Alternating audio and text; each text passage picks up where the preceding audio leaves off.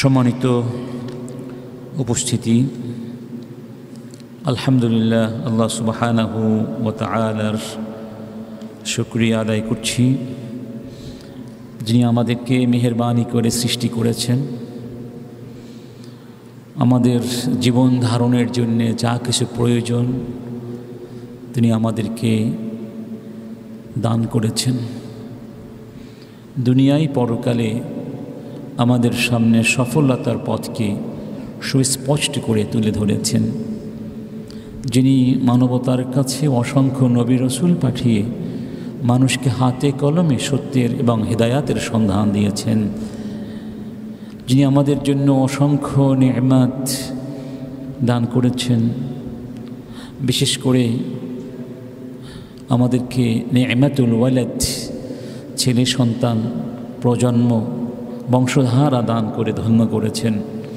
সে মহান স্রষ্টার সমীপে শুকরিয়া আদায় করে একসাথে বলছি আলহামদুলিল্লাহ।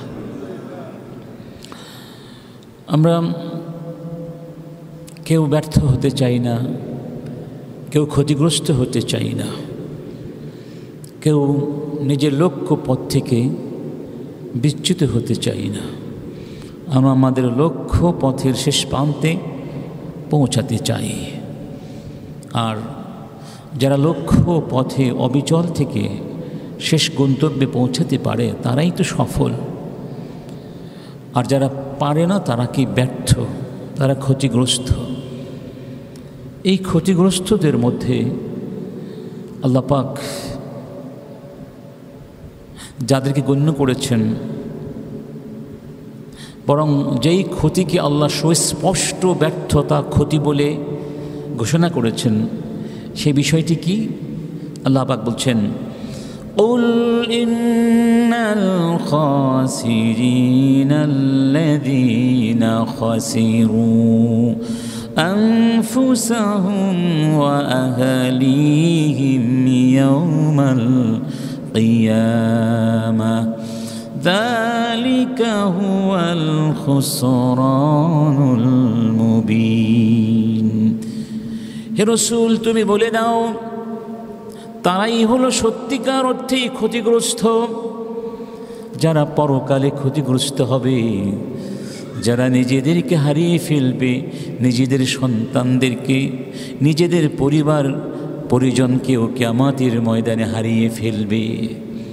অর্থাৎ তারাই ক্ষতিগ্রস্ত যারা নিজেরা জাহান্নামী হবে এবং তার পরিবারও জাহান্নামী হবে। তারা কি ক্ষতিগ্রস্ত? চিন্তা করেছেন, এখানে ক্ষতিটা শুধু ব্যক্তির একক বিষয় নয়, বরং তার সাথে তার পরিবারকেও সংযুক্ত করে দেওয়া হয়েছে। যে ব্যক্তি তার পরিবারকে হারিয়ে ফেলবে কিয়ামতের দিন, সেই ব্যক্তি কি ক্ষতিগ্রস্ত। দেখা সাক্ষাৎ হবে না, কেউ কাউকে সেই দিন সাহায্য করতে পারবে না, একসাথে জান্নাতে যেতে পারলো না। কে কোথায় আছে কোনো খোঁজখবর নাই, সবাই আযাবের মধ্যে হাবুডুবু খাচ্ছে। তারাই হলো সত্যিকার ক্ষতিগ্রস্ত। এটা হচ্ছে সুস্পষ্ট ব্যর্থতা। অতএব এই ব্যর্থতা থেকে বাঁচতে হলে পরিবারের প্রতি আমাদের দায়িত্বগুলো যথার্থভাবে পালন করার সিদ্ধান্ত নিতে হবে। আমরা যে পারিবারিক দায়িত্বে অবহেলা করছি, উদাসীন হয়েছি, তার প্রমাণ তো হাতে নাতেই এখন ধরা পড়ছে। সমাজের একটা সিংহভাগ বা অনেক যুবক, উদীয়মান যুবক, বয়স সন্ধিক্ষণে থাকা যুবক, তারা আজকে পথ হারিয়ে ফেলেছে। কেউ নেশায় আক্রান্ত হয়েছে, কেউ অবৈধ যৌনাচারের হাতছানিতে পড়ে গেছে, কেউ চুরি ডাকাতির মধ্যে হারিয়ে গেছে, কেউ নানা ধরনের অসামাজিক কর্মকাণ্ড করে চলছে। এগুলো কি প্রমাণ করে না যে আমরা আসলে আমাদের পরিবারগুলোর প্রতি উদাসীন হয়ে পড়েছি? আমরা দায়িত্ব পালনে ব্যর্থ হয়েছি, যে কারণে আমাদের প্রজন্মগুলো আজকে সমাজের জন্য, দেশের জন্য, রাষ্ট্রের জন্য উপকারী না হয়ে ক্ষতিকারক হয়ে যাচ্ছে। আর এই দৃষ্টিকোণ থেকে আমরা বিষয়টিকে বিস্তারিতভাবে আলোচনা করার প্রয়াস করছি বা পেয়েছি। গত জুমাতে আমরা যে পয়েন্টে কথা শুরু করেছিলাম সেটি ছিল, যদি সত্যিকার অর্থে সৎ, যোগ্য, মানসম্পন্ন, সুশিক্ষিত, উন্নত রুচিবোধ সম্পন্ন, দায়িত্ববোধ সম্পন্ন প্রজন্ম গঠন করতে হয়, তাহলে প্রথমে আমাদেরকে সংশোধিত হতে হবে, নিজেদেরকেই ওই মানের যোগ্য বাবা মা বানাতে হবে। কারণ বাবা মার যোগ্যতা, বাবা মার চরিত্র, বাবা মার আচার আচরণ, তাদের সার্বিক জীবন আচার, এটি সন্তানদের উপরে প্রতিবিম্বিত হয়, প্রতিফলিত হয়। এর প্রতিক্রিয়াটা তাদের উপরে সরাসরি গিয়ে পড়ে। অতএব নিজেদেরকে ভালো মানুষ না বানিয়ে সন্তানদেরকে ভালো মানুষ বানাবার চেষ্টা অনেক ক্ষেত্রে ব্যর্থ হয়ে যাবে। অতএব তাদেরকে প্রতিপালন করবার আগে আসুন আমরা নিজেদেরকে নিজেরা কিছুটা পরিচর্যা করি, প্রতিপালন করার চেষ্টা করি, সংশোধন করার চেষ্টা করি। এই মর্মে আমরা কোরআন থেকে একটি ছোট্ট এক সুন্দর ঘটনা তুলে ধরেছিলাম, যেই ঘটনাটি ঘটেছিল মূসা আলাইহিস সালাম এবং খাদের, আসলে খাদের শব্দটি খাদের, খিজির না, খাদের আলাইহিস সালামের মধ্যে। যখন মূসা আলাইহিস সালাম আলোচনা করছিলেন, এক শ্রোতা জিজ্ঞেস করেছিলেন, এই যুগের শ্রেষ্ঠ আলেমকে বলেছিলাম, তখন তিনি ভেবেছিলেন যেহেতু আমি নবী, আমি শ্রেষ্ঠ হব, আমার চেয়ে বেশি জানার তো কথা না। তখন তিনি বলেছিলেন আমি, অথচ এই কথাটি আল্লাহর কাছে পছন্দ হয়নি। যদি এভাবে বলতেন আল্লাহু আ'লাম, এটি আমি জানি না, কে জানেন? আল্লাহ জানেন, তাহলে আল্লাহ পাক খুশি হতেন। এই সামান্য একটু অসতর্কতা আল্লাহর কাছে পছন্দ হয়নি। তখন আল্লাহ পাক বললেন, তোমার চেয়েও জ্ঞানী আমার একজন বান্দা আছে পৃথিবীতে, তার নাম খাদের। এটা শোনার পরে মূসা আলাইহিস সালাম প্রচণ্ডভাবে ওই ব্যক্তি থেকে জ্ঞান অর্জনের আগ্রহ অনুভব করলেন, আল্লাহর কাছে অনুমতি চাইলেন, আল্লাহ আমি তার কাছে এলেম শিখতে চাই। আল্লাহ পাক ইচ্ছে করলে তাকে বলতে পারতেন যাও অমুক জায়গায় চলে যাও, স্পষ্ট করে জায়গার নাম বলতে পারতেন। আল্লাহ স্পষ্ট করে জায়গার নাম বলেন নাই, বরং কৌশলে বলেছেন সাথে একটা মাছ নিয়ে যাবে, সেটা ভাজা মাছ ছিল হয়তো বা, এই মাছটি খাবারের জন্য হতে পারে, সাথে একসাথে দুই কাজ হতে পারে। তো তিনি কিছু খেয়েছিলেন, কিছু ছিল, কিছু বাকি ছিল, এটা বলা হয়েছে। এই মাছটি যেখানে গিয়ে দেখবে নিরুদ্দেশ হয়ে যাবে, সেই জায়গায় দুই সাগরের সঙ্গম স্থলে আমার সেই বান্দাকে পাবে। তো তারা হাঁটতে হাঁটতে ক্লান্ত শ্রান্ত হয়ে পাহাড়ের একটা পাথরের উপরে মাথা রেখে বিশ্রাম নিয়েছিলেন।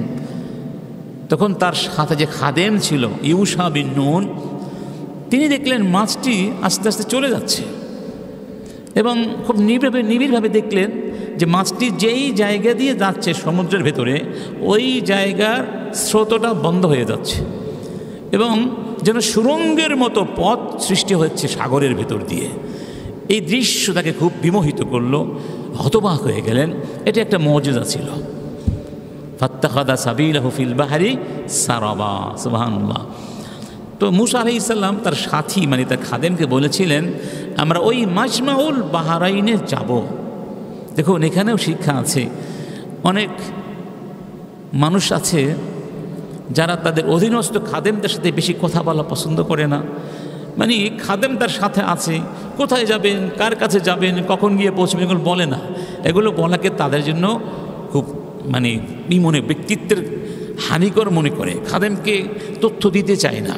অথচ তার জানা উচিত আমরা কত দূর যাব, কোথায় যাব, ঠিক না? মূসা আলাইহিস সালাম তিনি খাদেমকে বলে দিলেন আমরা কোথায় যাব, সেটি জানিয়ে দিলেন। এটি একটা শিক্ষা। তারপরে দেখুন যখন একদিন এক রাত পথ চললেন ওই জায়গা থেকে, তারপরে আল্লাহ পাক তাদের মধ্যে ক্ষুধার অনুভূতি দিন। এটা আল্লাহর পরীক্ষা। আল্লাহকে এর আগেও ক্ষুধা দিতে পারতেন, কেন? তার জ্ঞান অর্জনের আগ্রহ প্রমাণ করার জন্য। সুবহানাল্লাহ। তিনি কথা বলেছেন যে আও আমদিয়া হকুবা, হকবা বলা হয় 80 বছরের রাস্তাকে বলা হয় কি হকুবা। তার মানে 80 বছরের পথ যদি হাঁটতে হয় তাকে পাওয়ার জন্য, আমি তারপরও তার কাছে যাব জ্ঞান অর্জন করার জন্য। সুবহানাল্লাহ। তো ক্ষুধার্ত অবস্থা বললেন খাবার দাও। তখন ওই যুবক বললেন আমি তো ভুলে গিয়েছিলাম আপনাকে বলতে যে ওই মাছ তো চলে গেছে, ওই জায়গায় যেখানে আমরা বিশ্রাম নিয়েছিলাম, পাথরে মাথা রেখে। তখন তিনি বললেন, আমরা তো সেই জায়গার সন্ধানই করছিলাম। তো যুবক বলল, আমি তো ভুলে গিয়েছিলাম। সুবহানাল্লাহ। ঠিক আছে, আবার চলো। আবার একদিন এক রাত হাঁটার পরে তাকে পেয়েছিলেন। এখান থেকে তার আগ্রহটা বোঝা যায়। আচ্ছা, তো তিনি আদবের সাথে বললেন যে আপনি যা জানেন আমি তা জানি না, আমি শিখতে চাই, আমাকে আপনার সাথে রাখবেন? তখন খাদের বললেন, আপনি তো সহ্য করতে পারবেন না, আমি যা যা করব এগুলো আপনার কাছে পছন্দ হবে না, তার চেয়ে বরং চলে যান। তিনি তখন বললেন, না, আমি সবর করব এবং কথা দিলাম আমি আপনাকে ডিস্টার্ব করব না, আমাকে আপনি সবের হিসাবেই পাবেন। এবং তিনি কেন সহ্য করতে পারবেন না সে কথাও খাদের বলে দিলেন যে কিভাবে আপনি মেনে নেবেন। আপনি তো এই জ্ঞানগুলো আল্লাহ আপনাকে দেননি, এই ব্যাপারে আপনার ধারণা নাই, আপনি হয়তো মানতে পারবেন। এরপরে কয়টি ঘটনা ঘটেছিল? 3টি ঘটনা ঘটল।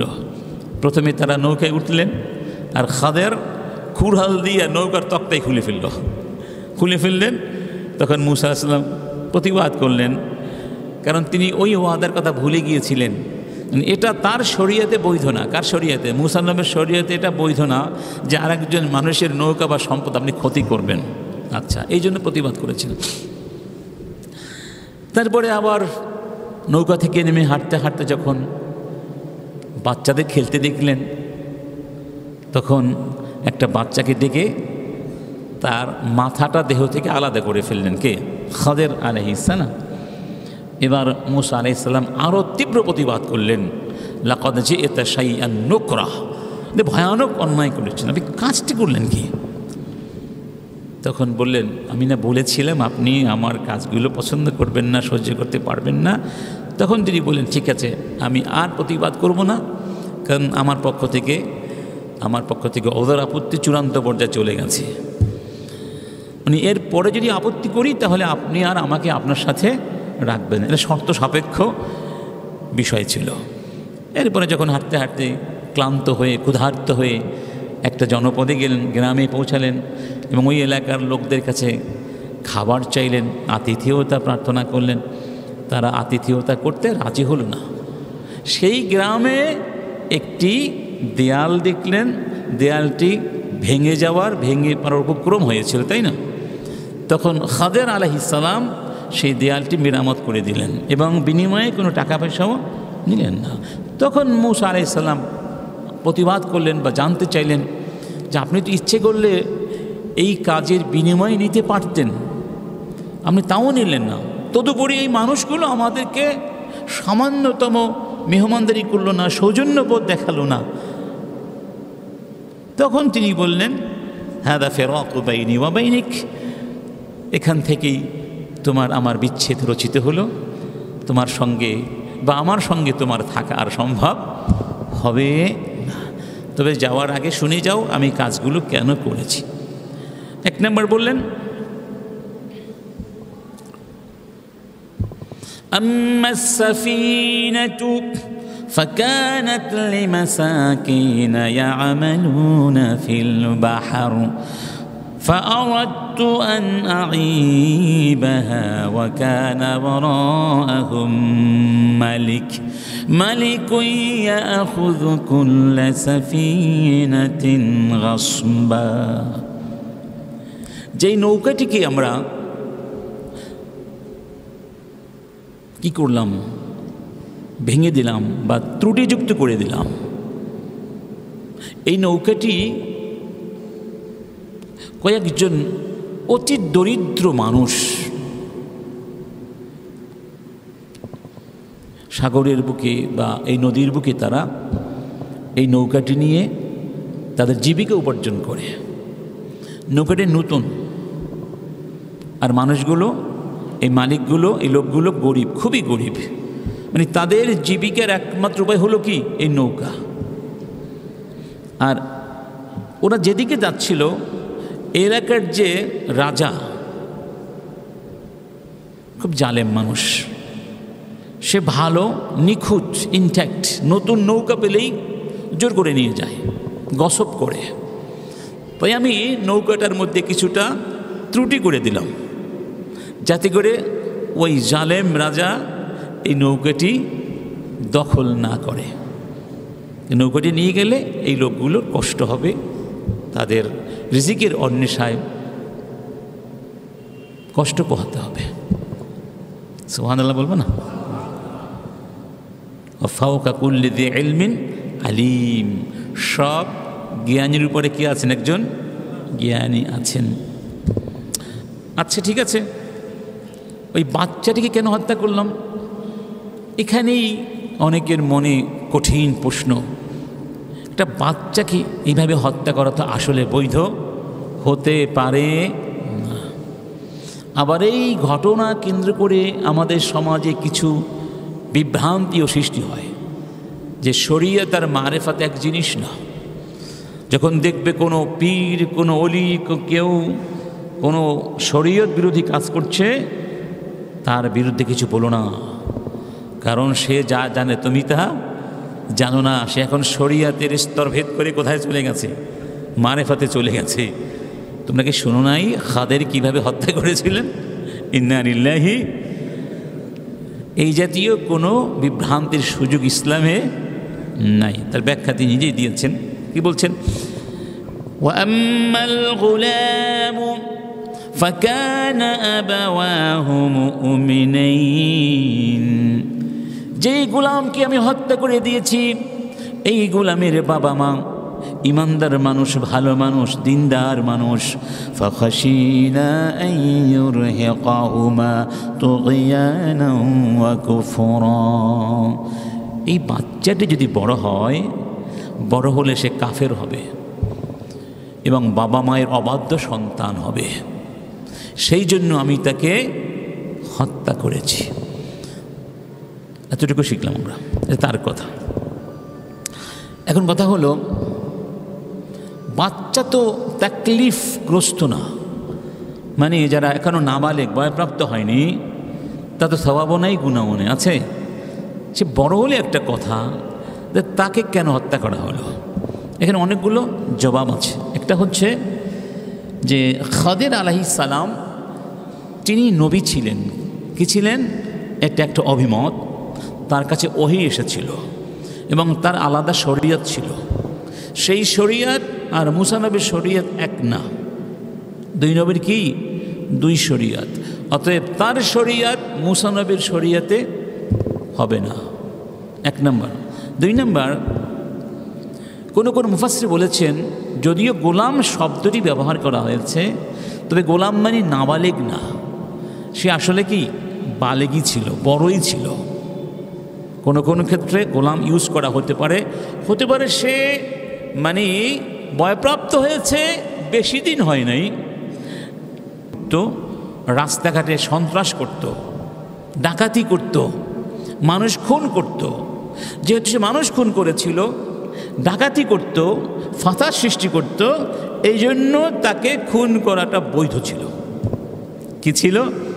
বৈধ ছিল। এটা যদি আমরা এই অর্থে ধরে নিই, সে বড় ছিল এবং সে অন্যায় করত। কথা বুঝতে পেরেছি? আচ্ছা, এরকম একাধিক ব্যাখ্যা ওলামায়ে কেরাম দিয়েছেন।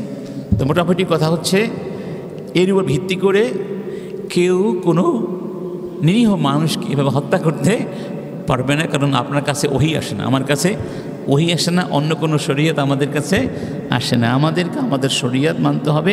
এখানে শুধু আল্লাহ পাক মুসা নবীকে এটা বোঝাতে চেয়েছেন যে জ্ঞানের বড়াই করা যাবে না। এবং যখন তারা দুজন ওই নৌকাতে ছিলেন, তখন একটা পাখি এসে ঠোঁট দিয়েছিল সাগরের ভেতরে, তখন বা ওই জায়গায়, তখন খাদের বলেছিলেন, মুসা, এই পাখির চঞ্চুতে, ঠোঁটে যেই পরিমাণ পানি উঠেছে, এই পরিমাণ হচ্ছে তোমার আমার সমস্ত মানুষের জ্ঞান। আর এই সাগরের মধ্যে তো মহাসাগরে যত পানি আছে, সেগুলো হচ্ছে আল্লাহ সুবহানাহু ওয়া তাআলার জ্ঞান। সুবহানাল্লাহ। এরপরে বললেন, ওই যে দেয়ালটা আমি সংশোধন করে দিলাম, এটি মূলত আমাদের আলোচনার মুখ্য উদ্দেশ্য। এখানে এই দেয়ালটির তলদেশে কিছু গচ্ছিত সম্পদ আছে, টাকা পয়সা আছে, এবং এই সম্পদ দুইজন ইতিম বাচ্চার সম্পদ, অর্থাৎ তাদের বাবা নেই, তাদের বাবা মৃত্যুবরণ করবার আগে কিছু সম্পদ এখানে লুকিয়ে রেখেছিলেন। এই দেয়ালটা যদি ভেঙে যায় তাহলে সেই সম্পদটা প্রকাশ পেয়ে যাবে, মানুষ নিয়ে যাবে। আর তাদের বাবা অনেক ভালো মানুষ ছিলেন, ওয়াকানা আবুহুমা সালেহা, তাদের বাবা খুব ভালো মানুষ ছিলেন।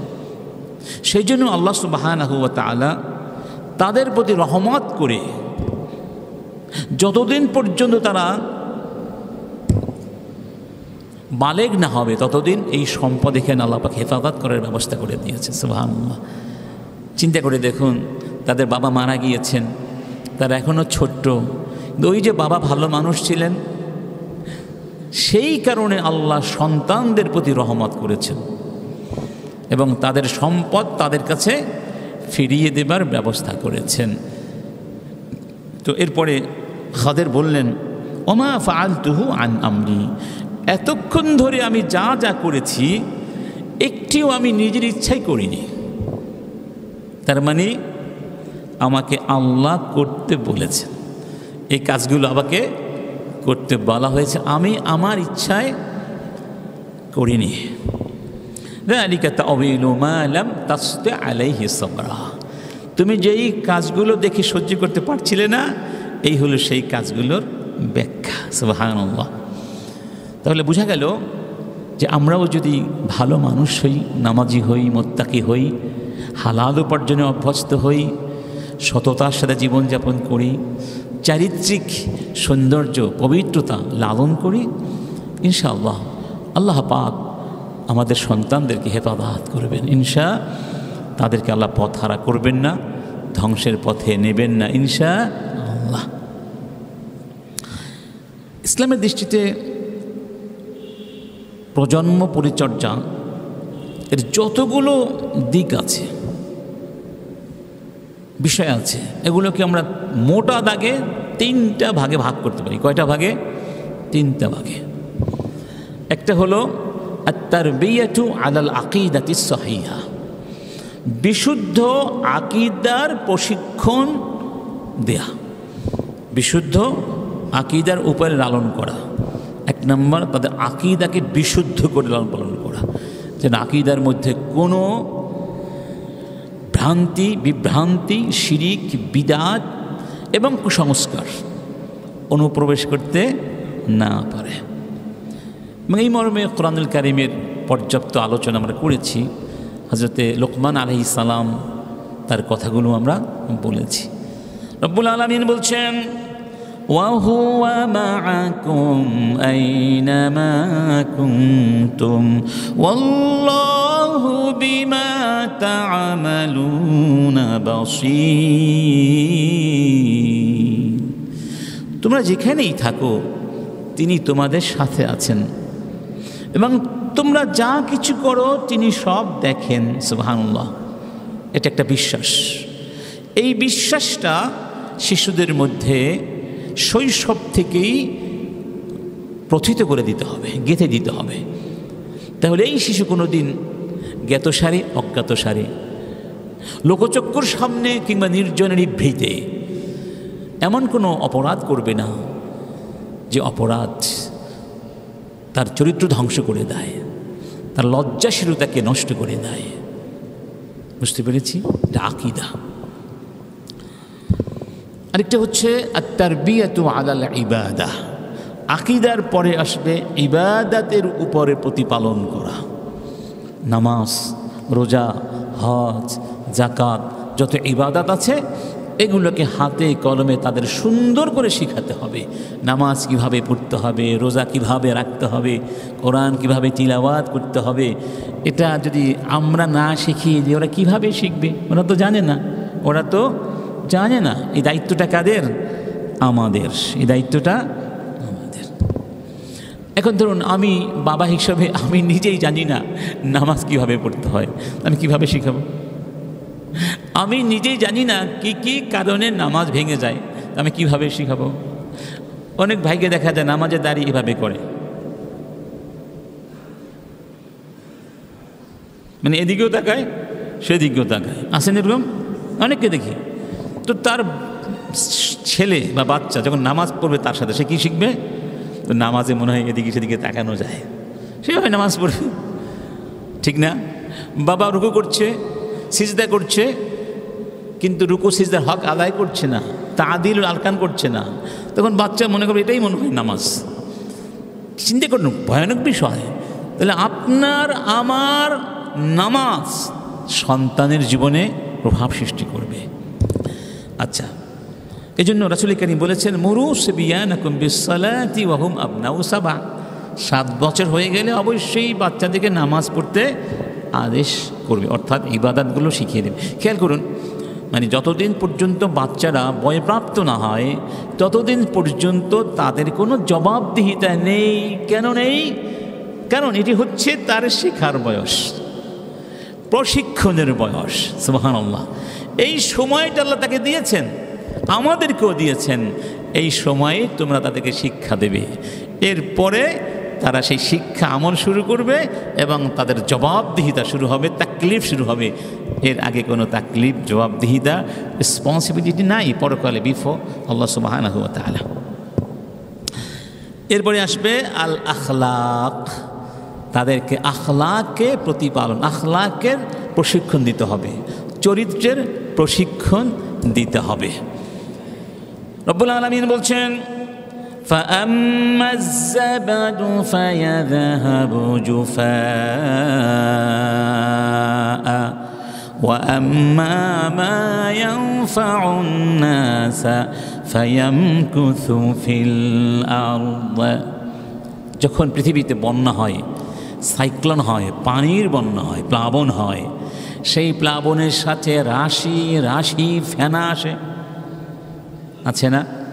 সেই প্লাবনের সাথে অনেক আজে বাজে জিনিসও আসে।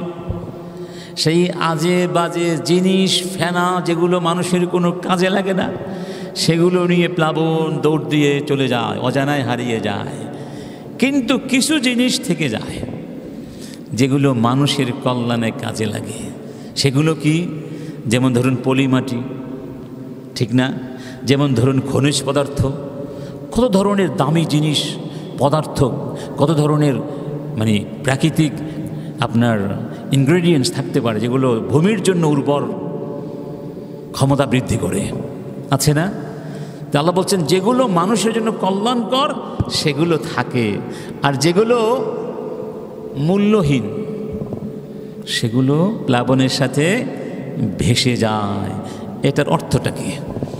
এর অর্থ হলো, জীবনের পথে চলতে গেলে দেখবেন আমাদের সামনে কত কিছু আসবে, কত মানুষ ডাকবে, কত চিন্তা, কত দর্শন আপনাকে আকৃষ্ট করবে, কত চাকচিক্য আপনাকে বিমোহিত করবে।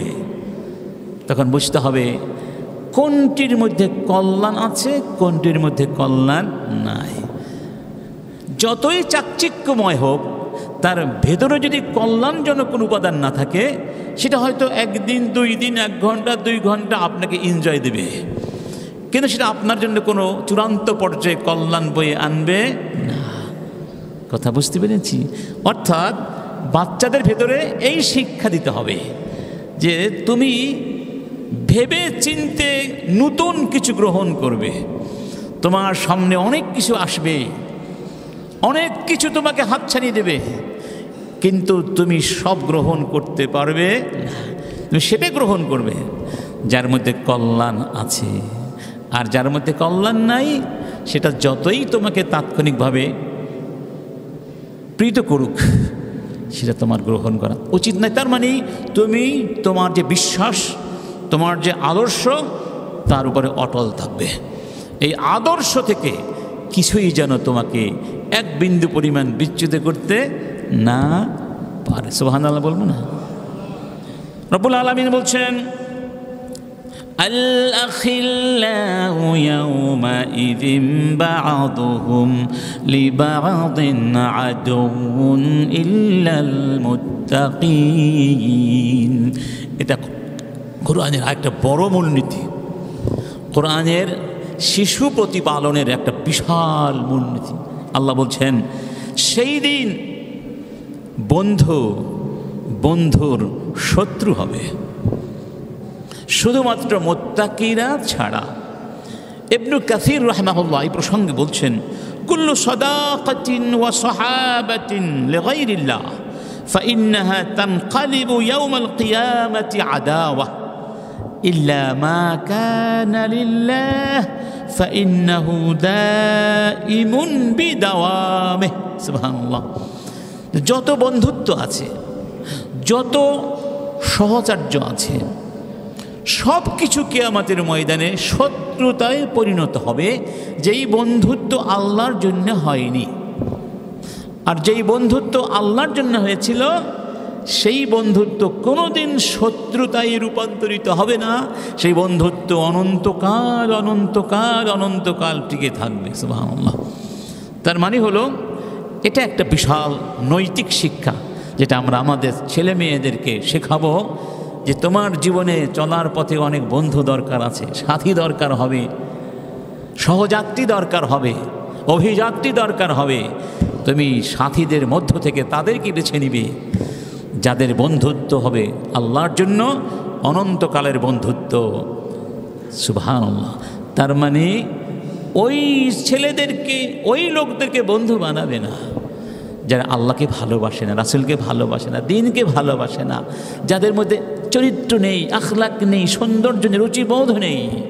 হয়তো তারা ধনীর সন্তান হতে পারে, ধনীর দুলারি হতে পারে, তারা খুব ভোগ বিলাসী জীবনযাপন করতে পারে, অথবা দৃষ্টিনন্দন চেহারা থাকতে পারে, সামাজিক অনেক বিশাল অবস্থান থাকতে পারে, অথবা হয়তো মেধাবীও হতে পারে। কিন্তু সব কিছুর চেয়ে বড় হলো কি? আখলাক, তাকওয়া। সুবহানাল্লাহ। এই জন্য একজন কবি বলেছেন, লা তাসআল আনিল কারিনি লা তাসআল আনিল মারই ওয়াসআল আন কারিনিহি ফাকুল্লু কারিনিন বিল মুকারানি ইয়াকতাদি। যদি কারো ব্যাপারে তুমি জানতে চাও সেই লোকটি ভালো নাকি খারাপ, তাহলে ওই লোকটির ব্যাপারে প্রশ্ন করো না, প্রশ্ন করো তাদের বা তার বন্ধুদের ব্যাপারে। সে কাদের সাথে ওঠা বসা করে, কাদের সাথে চলাফেরা করে, কারণ প্রত্যেক মানুষ তার বন্ধুদের দ্বারা প্রভাবিত হয়। বন্ধু আর এক বন্ধু দ্বারা কি হয়? প্রভাবিত হয়। আরবিতে একটা প্রবাদ আছে, আত-তুয়ুরু তাকাউ আলা আশকালিহা। আত-তুয়ুরু মানে পাখিরা, তাকাউ এসে বসে, আলা আশকালিহা তাদের সমজাতীয় সমগোত্রীয় পাখিদের কাছে। কাক কখনো কবুতরের কাছে গিয়ে বসে না, কবুতর কখন কাকের কাছে গিয়ে বসে না, ময়ূর কখন কাকের কাছে গিয়ে বসে না। প্রত্যেক পাখি তার স্বগোত্রীয় সমজাতীয় পাখির কাছে গিয়েই বসে বা তার সাথে ওড়ে। সুবহানাল্লাহ। অতএব বন্ধুকে দেখেই তুমি বুঝতে পারবে এই বন্ধুটি কেমন। অতএব আপনার সন্তান, আমাদের সন্তান কাদের সাথে চলাফেরা করছে একটু খোঁজখবর রাখবেন। এই গত সপ্তাহেও তো দেখলাম এই চট্টগ্রামেই বন্ধুরা বন্ধুকে পিটিয়ে মেরেছে। ছোট্ট একটা বাচ্চা, কত বয়স হবে? 12-13 বছর হতে পারে। হ্যাঁ, ক্লাস 9-এ পড়ে। বাড়ি কোথায়? হাটহাজারী। বাচ্চাদের চেহারা এত সুন্দর, সুবহানাল্লাহ। কোন বাবা মায়ের সন্তান, সেই বাবা মা তাদের মনের ব্যথা তারা আমরা বুঝবো না, যাদের চলে যায় তারা বোঝে। তারা কত বড় সম্পদ তারা হারিয়ে ফেলেছেন। কেন? ওই বন্ধুদের কারণে। বন্ধুত্ব দরকার আছে, কিন্তু তার মানে যত্রতত্র বন্ধুত্ব করা যাবে, এটা তাদের বুঝিয়ে দিতে হবে, বুঝাতে হবে।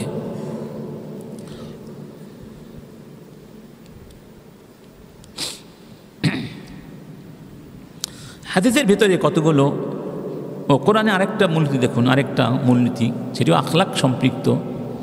আল্লাহ পাক বলছেন, এটা মূলত ইয়াকুব আলাইহিস সালাম তার সন্তানদেরকে বলেছিলেন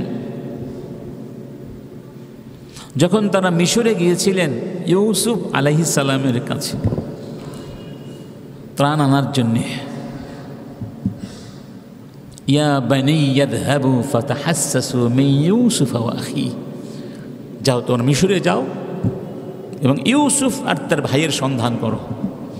ওয়ালা তাইআসু মির রাউহিল্লাহ, তবে আল্লাহর রহমত থেকে নিরাশ হবে না। ইন্নাহু লা ইয়াইআসু মির রাউহিল্লাহি ইল্লাল কওমুল কাফিরুন, কাফের ছাড়া কেউ আল্লাহর রহমত থেকে নিরাশ হয় না, নিরাশ হয় না। এই কথাটি অনেক দামি কথা। কিভাবে দামি কথা? আধুনিক যুগের দেখবেন অনেক উচ্চশিক্ষিত ছেলেমেয়েরা নিরাশার আধারে ভাসে, এক পর্যায়ে গিয়ে আত্মহত্যার পথ বেছে নেয়, অথচ তারা উচ্চশিক্ষিত। কেন জানেন? কারণ তাদের ঈমান নাই আল্লাহর উপরে। আল্লাহ বলছেন আমার রহমত থেকে নিরাশ হইও না, লা তাকনাতু মির রাহমাতিল্লাহ। তোমার বিপদ, তোমার কষ্ট, তোমার ব্যর্থতা, তোমার গ্লানি, তোমার বঞ্চনা, না পাওয়ার ব্যথা যত বড় হোক, আমার রহমত তো তার চেয়ে বড়। সুবহানাল্লাহ, তার চেয়ে। আমাদের সাথে লেখাপড়া করত, আমরা অনেকে ক্লাসে ফার্স্ট বয় ছিলাম, আমিও ক্লাসে ফার্স্ট ছিলাম, কিন্তু অনেকে লেখাপড়া করতে তার ক্লাস ফার্স্ট না সেকেন্ডও না, তারা খুব স্বাভাবিক ছাত্র। অনেককে দেখেছি তারা অনেক মেধাবী, কিন্তু বাস্তব জীবনে গিয়ে তারা বেশি কিছু করতে পারে নাই। আর ওই যে পেছনের বেঞ্চে বসে থাকতো, তারা এক পর্যায়ে গিয়ে অনেক বড় হয়ে গেছে। নিরাশ হওয়ার কিছু নাই, নিরাশ হওয়ার কিছুই নাই। দেখুন, আপনিই দেখুন, আমিও দেখি, অনেক সময় আমাদের কাছে অনেক প্রতিকূলতা আসে, মনটা খান খান হয়ে যায়, হয় না? কিছুই ভালো লাগে না। কিন্তু দেখা যায় কিছুদিন পরে আবার মনটা ভালো হয়ে গেছে। মানে যেই বঞ্চনা আমি পেয়েছিলাম তার চেয়েও ভালো কিছু পেয়েছি। সুবহানাল্লাহ, তার চেয়েও ভালো কিছু পেয়েছি। আল্লাহ বলেছেন যে অনেক সময় এমন হবে তোমাদের কাছে মনে হবে এটা কোনো ভালো জিনিস না, অপছন্দ হবে তোমাদের কাছে, অথচ তার মধ্যেই তোমাদের কল্যাণ রেখেছি। আবার অনেক সময় তোমাদের কাছে খুব পছন্দ হবে, অথচ তার মধ্যে তোমাদের অকল্যাণ আছে। কল্যাণ কোথায়, অকল্যাণ কোথায় আমরা কেউ জানি না। নিরাশ হওয়ার কিছুই নাই। মিশরে একজন প্রখ্যাত শিল্পী আছে, মরে গেছে, আমরা মিশরে যাওয়ার আগে অনেক আগে মারা গেছে। তার নাম আব্দুল হালিম হাফেজ। তিনি মূলত আসলে শিল্পী, গান আর কি। মিশরে বা আরব বিশ্বের শ্রেষ্ঠ একজন শিল্পী আর কি। একজন উম্মে কুলথুম আর একজন আব্দুল হালিম হাফেজ, তারা শ্রেষ্ঠ মানের শিল্পী আরব বিশ্বে। তো আমি একটা সাক্ষাৎকার দেখলাম একবার টেলিভিশনে, সাদা কালো সাক্ষাৎকার। তাকে প্রশ্ন করা হলো যে আপনার জীবনের সবচেয়ে স্মৃতিময় ঘটনা কি? তখন তিনি বললেন, আমি যখন এই জগতে আসলাম তো একটা স্টেজ আমি পারফর্ম করলাম। স্টেজে পারফর্ম করছিলাম, তখন শ্রোতাদের সারি থেকে আমার উপরে পচা ডিম ছুঁড়ে মারা হয়েছিল, টমেটো ছুঁড়ে মারা হয়েছিল, আমাকে অনেক আজে বাজে মন্তব্য ছুঁড়ে মারা হয়েছিল। আমি সিদ্ধান্ত নিলাম আর কোনো দিন স্টেজে উঠব না, যে আমাকে দিয়ে হবে না, আমি ব্যর্থ। আমি মোটামুটি সিদ্ধান্ত নিয়ে এই জগৎ থেকে বের হয়ে যাওয়ার সিদ্ধান্ত নিলাম। তখন আমার এক মুরব্বী আমাকে বললেন, কি হয়েছে তোমার? আমি বললাম, দেখেন, আমাকে ওরা অপমান করেছে, আমার কণ্ঠ ওদের পছন্দ হয় না। তখন তিনি বলেছিলেন, এটাই প্রমাণ করে যে আপনি বেঁচে আছেন, অস্তিত্ব আছে আপনার। মানে শত্রু যখন আপনাকে আঘাত করবে, আপনাকে নিয়ে সমালোচনা করবে, আপনার গায়ে ডিম ছুঁড়ে মারবে, তখন মনে রাখবেন আপনি বেঁচে আছেন, আপনার অস্তিত্ব টিকে আছে। আপনাকে ওরা সহ্য করতে পারছে না, আপনাকে ওরা ওদের জন্য অশনি সংকেত মনে করছে, ওদের জন্য বিপজ্জনক মনে করছে। এটা তো আপনার কৃতিত্বের পরিচয়, শ্রেষ্ঠত্বতার পরিচয়। সেই কথাটি আমাকে এই পর্যন্ত এনেছে। সুবহানাল্লাহ, এটা শিক্ষার জন্য বললাম। যদিও আমরা তার সব গান যে ভালো ছিল তা না, সেটা অন্য জিনিস, কিন্তু তার সাক্ষাৎকারটার মধ্যে একটা মূল্য আছে। দেখুন বাংলাদেশে এখন এটা চলছে, ইসলামের পক্ষে কথা বললেই সবাই ভীমরুলের মতো ঝাঁপিয়ে পড়ে। এটা প্রমাণ করে আগামী দিনের বাংলাদেশ ইসলামের বাংলাদেশ, এটা মনে রাখবেন, ইসলামের বাংলাদেশ। কারণ সবাই এখন সহ্য করতে, নিরাশ হওয়ার কিছুই নাই, নিরাশ হওয়া যাবে না। এই অনুভূতিটা, এই প্রতীতি, উপলব্ধি, অনুবোধ সৃষ্টি করতে হবে আমাদের বাচ্চাদের ভেতরে। যাই হোক, একটি হলো বাচ্চাদেরকে সম্মান করতে হবে। আমরা অনেকে মনে করি কি যে প্রতিপালন করা মানে শাসন করা, শাসন করা মানে ক্ষমতা দেখানো, আমি যা বলছি তাই হতে হবে। এরকম একটা ভাব আছে না আমাদের, যে আমার কথাই শেষ সেরা কথা, আরে করে কোনো কথা চলবে, মানে সবসময় আমরা একটা পাওয়ার দেখার চেষ্টা করি, ক্ষমতা দেখানোর চেষ্টা করি। বাচ্চাদের সাথে করি, বোর সাথেও করি, যার সাথে পারি তার সাথেই করি। এতে কি হয়, পারস্পরিক শ্রদ্ধাবোধটা চলে যায়, সম্মানবোধ চলে যায়।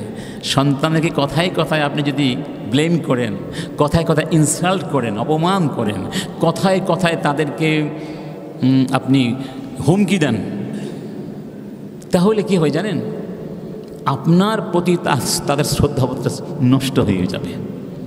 যদি আমরা বাচ্চাদের সম্মান করি, কিভাবে সম্মান করব? তাকে ভালো নামে ডাকবো, আব্দুর রহমান, তখন সে সম্মানিত বোধ করবে।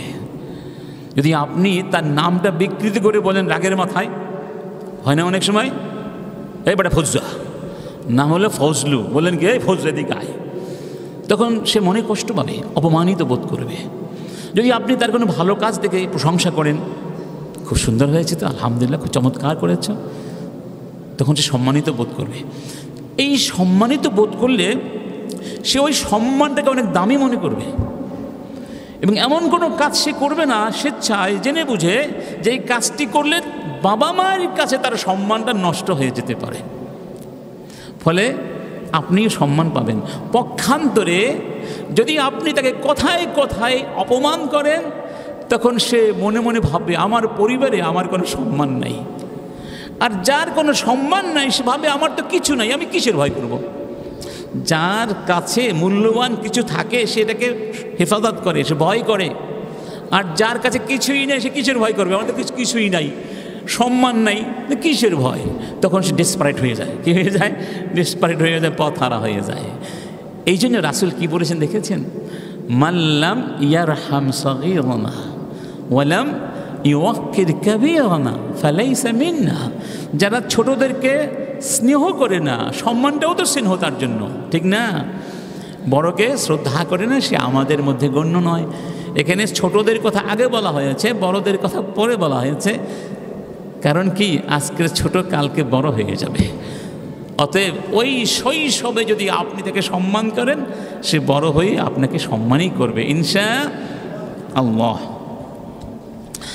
এখন এখানে একটা বিশাল কঠিন একটা প্রশ্ন, সেই বিষয়টি আজকে শুরু করবো কিনা ভাবছি, করি আল্লাহ ভরসা। সন্তানদের লালন পালন এবং পরিচর্যা করার ক্ষেত্রে এই শাসনের বিষয়টি আসলেই খুব স্পর্শকাতর বিষয়। শাসন বলতে বুঝিয়েছি তারা যে ভুল করে, তারা তো ভুল করতেই থাকে, ঠিক না? এই ভুলগুলো সংশোধন করতে গিয়ে আমরা ভুল করে ফেলি, আমরা ভুল করে ফেলি। অনেক বাচ্চা দেখবেন বাড়ি থেকে পালিয়ে যায়, আর আসে না, খুঁজে পাওয়া যায় না। কারণ কি, ওই যে আমরা ভুল করে ফেলেছি, বাবা মা এমন শাসন করেছে, সে ভেবেছে এই বাড়ি থাকবই না, কোথায় চলে যায়, হারিয়ে যায়, আর পাওয়া যায় না। অনেক ধরনের সমস্যা হয়। এখন প্রশ্ন হলো যে আমরা তাদের এই ভুলগুলো সংশোধন করব কিভাবে? এই ব্যাপারে আসুন আমরা আজকে একেবারে সরাসরি হাদিস থেকে এগুলো শিখবো ইনশাআল্লাহ। বাচ্চারা তিনটা কারণে ভুল করে। কয়টা কারণে? যে কোনো ভুল হতে পারে। একটি হলো না জানার কারণে, কারণ সে তো জানে না, সে এখন ওটা জানেই না। তার না জানাটা কি অপরাধ? অপরাধ না, সে জানে না, সে দুনিয়াতে নতুন এসেছে, তাহলে সে না জানার কারণে ভুলটা করেছে। আরেকটা হলো সে জানে তবে প্রশিক্ষণ পায়নি। যেমন ধরুন আমরা গ্রামে যখন ছিলাম তখন নদী এবং খাল পার হতে হতো সাঁকো। তো আমি জানি সাঁকোটা পার হয়ে নদীর ওই পারে যেতে হবে। আমি তো কোনোদিন সাঁকোতে উঠি নাই, তো সাঁকোতে না উঠি প্রশিক্ষণ পেলাম না, উঠতে গেলে পড়ে দেবো, ব্যথা পাবো। তাহলে আগে কী করতে হবে? তাকে প্রশিক্ষণ দিতে হবে। এই প্রশিক্ষণের অভাবে অনেকে জেনেও ভুল করে, 2 নম্বর। 3 নম্বর, ইচ্ছে করে কোনো শিশু ভুল করে, সে জানে এবং সে প্রশিক্ষণও পেয়েছে তারপরও ভুল করে ইচ্ছে করে, তবে এটা খুবই কম। আর এটা যদি হয় তাহলে সেটা খুব ডেঞ্জারাস। এটাকে খুব স্পর্শকাতরভাবে খুব সাবধানতার সাথে এটার সমাধান করতে হবে। যাই হোক, এবার আসুন দেখি রাসূল শিশুদের, ছোটদের, বালকদের ভুলগুলো কিভাবে সংশোধন করতেন। তার আগে বলে রাখি, রাসূল তো ছিলেন রহমাতুল লিল আলামিন, ওমা আরসালনাকা ইল্লা রাহমাতাল লিল আলামিন। তার কোনো কাজের মধ্যেই কর্কশতা, রূঢ়তা পাবেন না। তার সব কিছুর মধ্যেই ছিল রহমত, কোমলতা, দয়া, মায়া, ভালোবাসা। এক সাহাবীর নাম ছিল মুআবিয়া বিন হাকাম আস-সালামী। তিনি বলছেন, আমি নামাজে দাঁড়ালাম, নামাজের মাসলা মাসাইল তখনও পর্যন্ত সব কিছু তার জানা ছিল না। তো এক সাহাবী নামাজের মধ্যে হাসি দিলেন, তিনি হাসির জবাব দিলেন, ইয়ারহামুকাল্লাহ। এটা জানতেন যে হাসির জবাব দিতে হয়, কিন্তু নামাজের মধ্যে হাসির জবাব দেওয়া যায় না, এটা তার জানা ছিল না। এটাতে নামাজের বাহিরের কথা হয়ে গেল। অন্য সাহাবীরা এটা জানতেন, তো তারা কি করলেন? সবাই তার দিকে বড় বড় চোখে তাকাতে লাগলেন। এটা একেবারে প্রথম দিকের কথা বলছি ইসলামের। তাদের মধ্যেও অনেক কিছু অজানা ছিল। তখন তিনি ভাবলেন, ব্যাপার কি, সবাই আমার দিকে তাকাচ্ছে কেন? বললেন, কি হয়েছে? তখন সবাই হাত দিয়ে উরু চাপড়াতে লাগলেন, মানে বোঝাতে চাইলেন, বেটা চুপ করো, কথা বলো না, নামাজেই কথা বলা যায় না। তখন তিনি চুপ হয়ে গেলেন। নামাজ শেষ হয়ে গেল। রাসূল কারীম তখন তাকে ডেকে ভুলটা সংশোধন করে দিয়েছিলেন। তিনি বলছেন যে ফাবি আবি হুয়া ওয়া উম্মি, মানে আমার বাবা মা রাসূলের জন্য কুরবান হয়ে যাক, ফিদা হয়ে যাক। মা রাআইতু মুআল্লিমান ক্বাবলাহু ওয়ালা বা'দাহু আহসানা তা'লিমান মিনহু, আমি আমার জীবনে রাসূলের আগে রাসূলের পরে তার চেয়ে শ্রেষ্ঠ শিক্ষক দেখি নাই। সুবহানাল্লাহ। ফাওয়াল্লাহি, আল্লাহর কসম, মা কাহারানি ওয়ালা দরাবানি ওয়ালা শাতামানি, তিনি আমাকে ধমক দেন নাই, আমাকে আঘাত করেন নাই, আমাকে কোনো অশ্রাব্য ভাষায় অপমান করেন নাই। বরং কি বলেছেন? ইন্না হাযিহি সলাতা লা ইয়াসলুহু ফিহা শাইউন মিন কালামিন নাস, এই নামাজের মধ্যে নামাজের বাহিরের কোনো কথা মানায় না, বলা যায় না। ইন্নামা হুয়া তাসবিহু ওয়া তাকবীরু ওয়া তিলাওয়াতুল কোরআন, নামাজ হলো তাসবিহ, নামাজ হলো তাকবীর এবং তিলাওয়াতুল কোরআন। অর্থাৎ নামাজের বাহিরের কথা এখানে বলা যায় না, এটা আর করো না। অত্যন্ত সুন্দর করে আমাকে ভালোবেসে সস্নেহে আমার ভুলটা সংশোধন করে দিলেন। এত অনুপম শিক্ষক, এত দয়ালু শিক্ষক, এত শ্রেষ্ঠ পর্যায়ের মানের শিক্ষক আমি আমার জীবনে আর কোনো দিন দেখি নাই। তিনি হলেন মুহাম্মদ রাসূলুল্লাহ সাল্লাল্লাহু আলাইহি ওয়াসাল্লাম। এখানে আমরা 8টি পয়েন্টে কথা বলবো, রাসূল কিভাবে বাচ্চাদের ভুলগুলো শুধরিয়ে দিতেন, এটা আমাদের সবার জন্য দরকার। একটি হচ্ছে আত-তা'লিম ওয়া তানবীহ। আমরা বলেছিলাম বাচ্চারা ভুল করে না জানার কারণে, জানলে ভুলটা করতো না। তো রাসূল যখন দেখতেন কোনো বাচ্চা ভুল করছে তখন তাকে সঠিকটা শিখিয়ে দিতেন এবং তাকে সতর্ক করে দিতেন, এটা এভাবে হবে, এটা এভাবে হবে, এটা হলো ঠিক, তুমি ভুল করেছো না জানার কারণে। উদাহরণ কি? হাসান বিন আলী রাদিয়াল্লাহু আনহুমা অর্থাৎ রাসূলের নাতি হাসান দেখলেন হাসান একটা খেজুর হাতে নিয়েছে। এই খেজুরটি ছিল সদাকার খেজুর, হাতে নিয়েছেন, খাবেন। তখন তার বয়স সর্বোচ্চ 2 বছর হতে পারে। কে? হাসান। রাসূল কারীম কি বললেন? কাখ কাখ, মানে খেও না, কি করছো কি করছো, এটা খেও না, এটা খেও না। তখন হাসানটা ফেলে দিলেন। তখন রাসূল তাকে বললেন, আমার শাহুদটা আন্না লা নাকুলু সাদাকা, তুমি কি এটা বুঝতে পারো না এখনো? আমরা সদাকা খাই না, সদাকা আমরা খাই না, নবীরা সদাকা খান না। তো দেখা যাচ্ছে হাসান তিনি রসুলের পরিবারভুক্ত, তাদের জন্য সদাকা খাওয়া বৈধ না।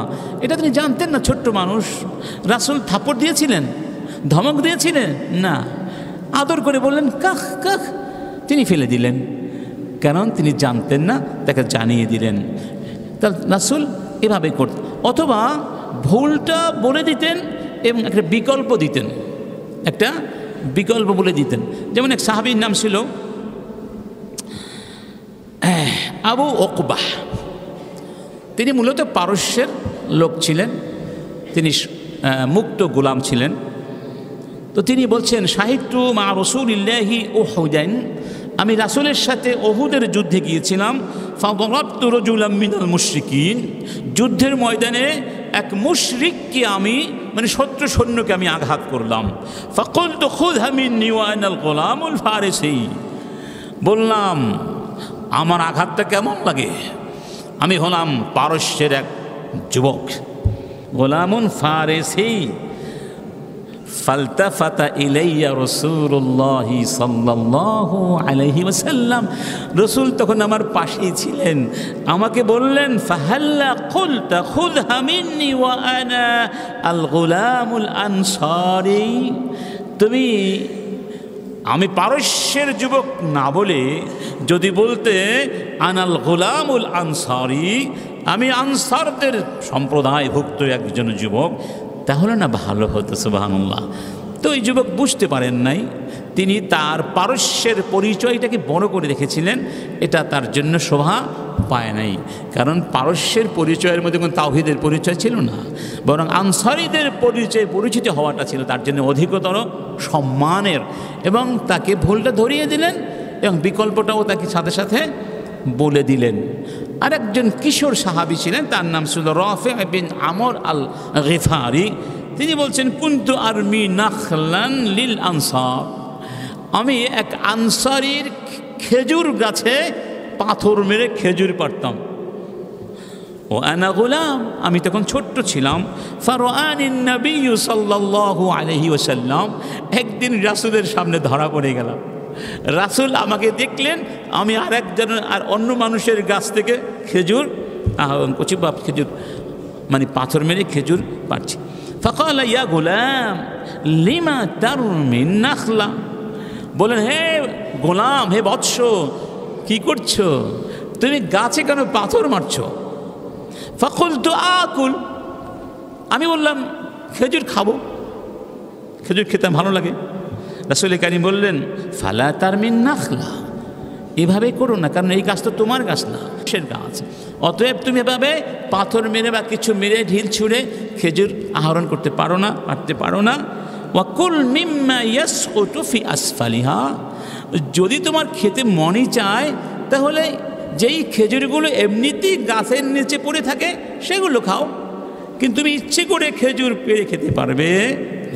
রাসূল তাকে ভুলটা ধরিয়ে দিলেন এবং বিকল্পটাও বলে দিলেন, খেতে চাইলে এগুলো খেতে পারো, কিন্তু ওগুলো খেতে পারবে না। সুবহানাল্লাহ। এরপরে সুম্মা মাসাহা রাসি, রাসূল আমার মাথায় হাত বুলিয়ে দিলেন, আদর করে হাত বুলিয়ে বললেন, আল্লাহুম্মা আশবি'আ বাতনা, আল্লাহ তুমি এই গোলামের পেটকে তৃপ্তি দিয়ে দাও। সুবহানাল্লাহ। অর্থাৎ তাকে তৃপ্তি দিয়ে দাও, সে যেন আর মানুষের কাছে না আসে। সুবহানাল্লাহ। দোয়া করে দিলেন। এটি ছিল 1 নম্বর পদ্ধতি, এটাকে বলা হয় আত-তাসহিহুল ফিকরি লিল খাতা। 2 নম্বর পদ্ধতি ছিল আত-তাসহিহুল আমালি লিল খাতা, মানে প্রশিক্ষণ দিয়ে ব্যবহারিকভাবে ভুলটা শুধরিয়ে দেওয়া। যেমন হাদিসে পাওয়া যায়, আন্না রাসূলুল্লাহি সাল্লাল্লাহু আলাইহি ওয়াসাল্লাম মাররা বিগুলামিন ইয়াসলুকু শা। রাসূল একদিন রাস্তা দিয়ে যাচ্ছেন, দেখতে পেলেন এক যুবক বা কিশোর ছাগল জবাই করে ছাগলের চামড়া কি করছে, চামড়া খুলে নেয় না, এটা কি বলে, হ্যাঁ, চামড়া খালছে। আইয়া, তো এখন রাসূল কাছে গিয়ে বললেন, তানাহা হাত্তা উরিকা ফাইন্নী লা আরাকা তুহসিনু তাসলুহু। কাছে গিয়ে বললেন, যুবক অথবা হে বৎস, তুমি একটু সরে দাঁড়াও, তুমি তো ভালো করে চামড়া ছাড়াতে পারছো না, তুমি সরে দাঁড়াও, আমি তোমাকে দেখিয়ে দেই কিভাবে করতে হয়। সুবহানাল্লাহ।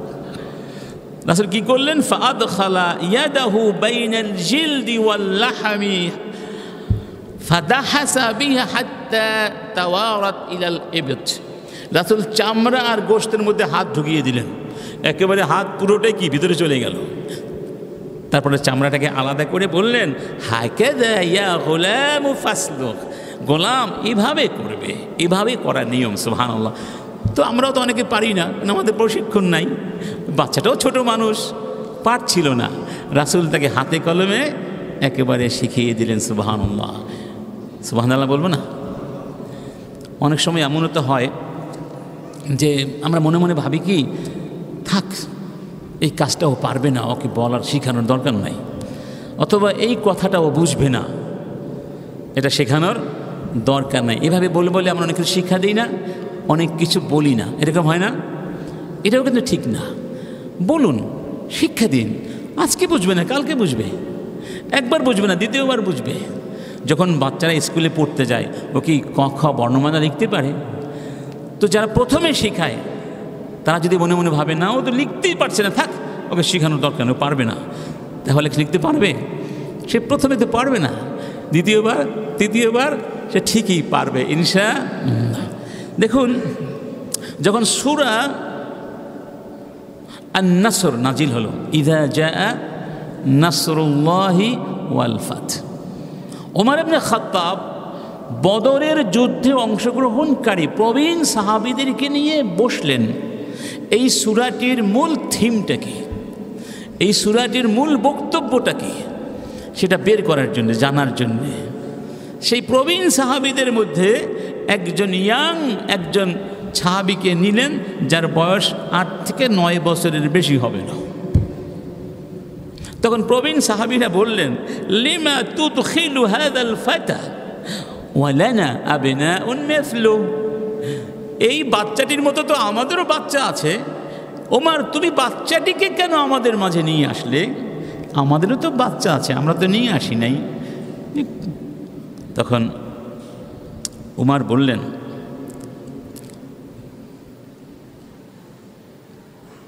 তোমরা বলো এই সূরাটির মূল বক্তব্যটা কি? তখন কেউ কেউ বললেন, এই সূরার মূল বক্তব্য হচ্ছে আন নাহমাদাল্লাহ ওয়া নাস্তাগফিরাহ ইযা জাআনা আন-নাসরু ওয়াল ফাতহু, আল্লাহর পক্ষ থেকে সাহায্য এবং বিজয় আসলে আমরা যেন আল্লাহর প্রশংসা করি এবং আল্লাহর কাছে ইস্তেগফার করি। ফাসাব্বিহ বিহামদি রাব্বিকা কি ওয়াস্তাগফির। আবার কেউ কেউ বললেন, লা নাদরি, মানে বিষয়টা আমাদের জানা নেই, বুঝতে পারছি না এই সূরাটির মূল থিমটা কি, প্রতিপাদ্য বিষয় কি। সবার যখন কথা শেষ হয়ে গেল, মুরব্বীদের কথা শেষ, এবার ওই বাচ্চাটিকে প্রশ্ন করলেন, আকাযালিকা তাকুলু লাহা আও বিহা, তুমিও কি এই কথাই বলবে? মানে এই সূরার ব্যাপারে তোমার কি ধারণা? তখন সেই বাচ্চাটি বললেন, হুয়া আজালু রাসূলিল্লাহি সাল্লাল্লাহু আলাইহি ওয়াসাল্লাম আলামাহুল্লাহু ইয়া আলামাহুল্লাহু লাহ। এই সূরাটির মূল বক্তব্য হচ্ছে আল্লাহ সুবহানাহু ওয়া তাআলা রাসূলকে জানিয়ে দিয়েছেন তার মৃত্যুর সময় ঘনিয়ে এসেছে, তিনি আর বেশি দিন দুনিয়ায় থাকবেন না। রাসূলের আজাল, রাসূলের মৃত্যু মৃত্যুর সংবাদ দিয়েছেন এখানে। অর্থাৎ যখন মক্কা বিজয় হয়ে যাবে, ইসলামের বিজয় হয়ে যাবে, লোকেরা দলে দলে ইসলামের পতাকার তলে আশ্রয় নিবে, তোমার দায়িত্ব শেষ, তোমাকে আবার কাছে চলে আসতে হবে। তখন উমর বললেন, মা আ'লামু মিনহা ইল্লা মা তা'লাম, আমিও এই কথাটি ভাবছিলাম। বলুন তো সেই বাচ্চাটির নাম কি? আব্দুল্লাহ ইবনে আব্বাস রাদিয়াল্লাহু। এই সেই বাচ্চাটি যাকে রাসূল ওই তার পেছনে বসিয়ে ওই কথাগুলো বলেছিলেন, মনে আছে? আমি কয়েকটা কথা তোমাকে শিখিয়ে দিব, মনে রেখো। সেই কথার মধ্যেই কথা হতো ছিল, দুটা দুনিয়ার সব মানুষ, জিন ইনসান সবাই মিলে একত্রিত হয়ে তোমার ক্ষতি করতে চাইলেও কিছুই করতে পারবে না। আল্লাহ যা চান ততটুকুই করতে পারবেন। আমরা হয়তো ভাবতে পারতাম ছোট্ট বাচ্চারা কি বলছেন, এ তো বড় কথা, কি সে বোঝে? কিন্তু না, রাসূল তাকে বুঝিয়ে দিয়েছেন এবং তো শিখিয়ে বুঝেছেন। সুবহানাল্লাহ। তাহলে আমাদের বাচ্চাদের মন মানসিকতাকে এভাবে গঠন করার চেষ্টা করতে হবে। ছোট মনে করার কোনো সুযোগ নয়, উৎসাহ। আচ্ছা ঠিক আছে, আজকে তাহলে এখানে থাকেন ইনশাআল্লাহ। আমরা আলোচনা করছিলাম কিভাবে আমাদের বাচ্চাদের ভুলগুলো শুধরাবো। আমরা মনে হয় কয়টা পয়েন্ট বললাম? 2টা পয়েন্ট বললাম। আজকে এখানে থাক। আল্লাহ পাক আমাদের জন্য আমাদের কলিজার টুকরা বাচ্চাদের কবুল করুন। আমাদের যুবকদেরকে, তরুণদেরকে, আমাদের আগামী প্রজন্মকে আল্লাহ পাক দ্বীনের পথে, কোরআনের পথে, রাসূলের পথে, সাহাবীদের পথে, সত্যের পথে সর্বাবস্থায় অবিচল থাকার তৌফিক দান করুন। ওয়া আখিরু দাওয়ানা আনিল হামদুলিল্লাহ। আইসিল মিডিয়া, সত্য ও দ্বীন প্রচারের লক্ষ্যে।